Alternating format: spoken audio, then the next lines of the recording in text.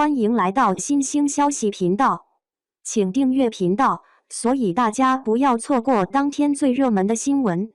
我们今天的时事通讯包括以下内容：央视力荐谭松韵新剧《我和我的命》是认命还是逆天改命？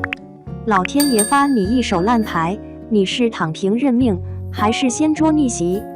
如果说人生是一场博弈，那我和我的命就是用汗水与信念搏出了一条血路。央视重磅推荐谭松韵主演的新剧《我和我的命》，凭借草根逆袭的人设和真挚动人的情感线，一上线就燃爆全网，不仅豆瓣开分高达 8.7， 还被誉为年轻人必追精神红牛剧。这部根据茅盾文学奖得主梁晓声同名小说改编的年代剧，以南方山区女孩方婉之的成长之路为主线，描绘出一个普通人如何在迷命中咬牙攀爬，用努力和信念与命运死磕的全过程。让我们一起来揭开这部逆袭爽剧的精彩面纱，看谭松韵如何一人挑起整部剧的灵魂，看她如何把命运的弃子演成人生赢家。一手烂牌，它的起点是别人故事的终点。剧一开场就是浓浓的社会毒打感。70年代的西南山区，闭塞贫穷、重男轻女的观念根深蒂固。女主方婉之虽被养父母收养，但从未真正得到家人的尊重与关爱。养母猝然离世，养父冷漠再婚，瞬间从掌上明珠沦为透明人。一个人的名字似乎都被这个家遗忘。情感上，她也遭遇重击大学男友出轨另结新欢。学业上，她无奈退学，站在火车站台上，兜里只剩3个硬币，像极了现实版开局一条狗，装备全靠捡。网络评论区里，网友社畜小北写道：方婉之这个角色真的太真实了，她不是天生女主，她的生活像极了我刚毕业那会，满身疲惫，还要咬着牙笑。深夜啃书，从电子厂女工到小组长。很多人都说，命运给你关上一扇门，一定不会替你打开窗。但方婉之用行动告诉大家，窗没有，我就砸个洞出来。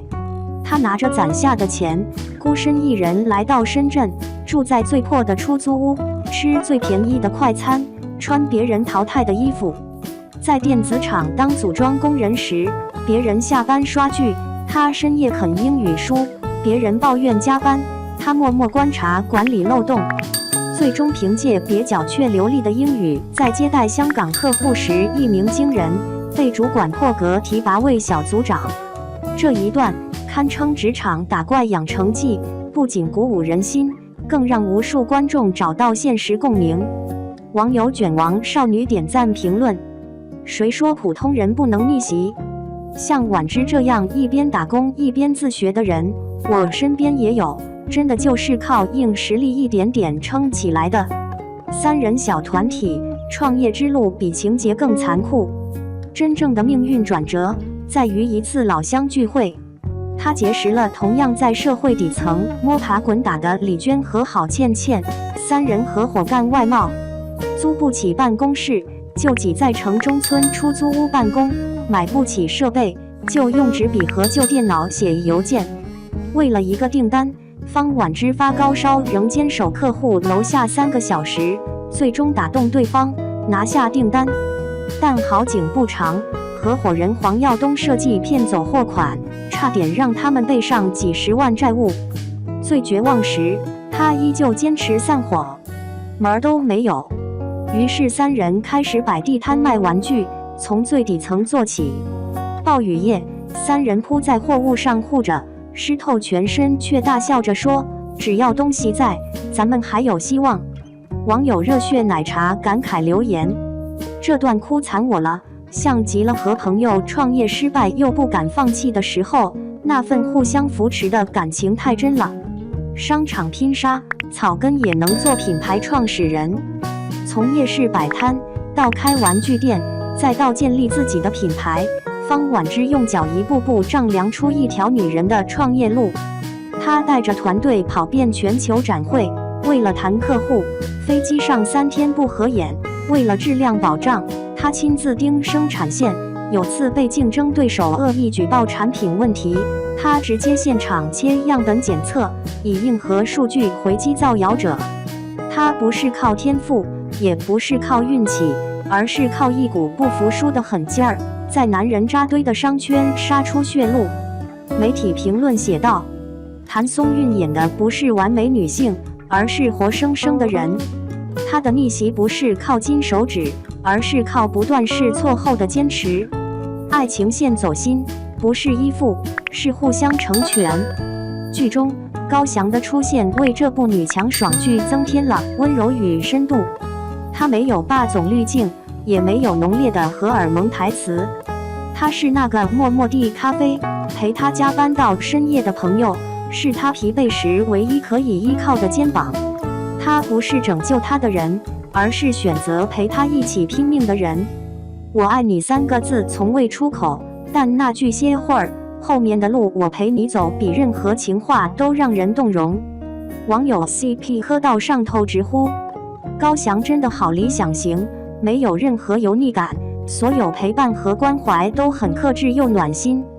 请原地结婚好吗？爱的回归，把温柔还给世界。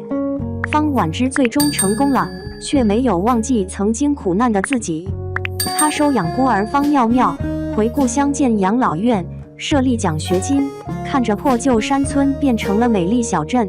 她走在石板路上，对妙妙轻声说：我以为自己被命运抛弃了，其实老天是在让我走一圈，把爱转下去。